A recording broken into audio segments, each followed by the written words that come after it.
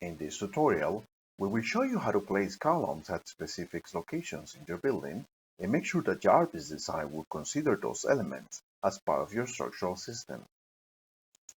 First, you will need to create a layer in AutoCAD called column.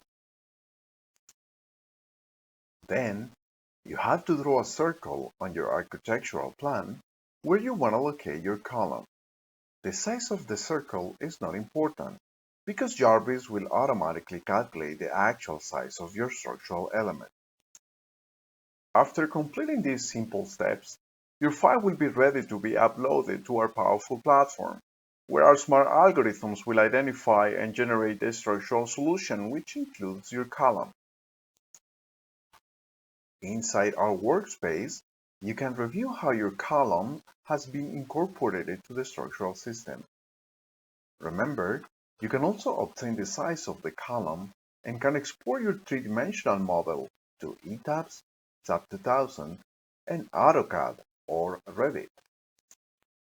If you want to know more about Jarvis, make sure to watch our additional tutorials. Thank you.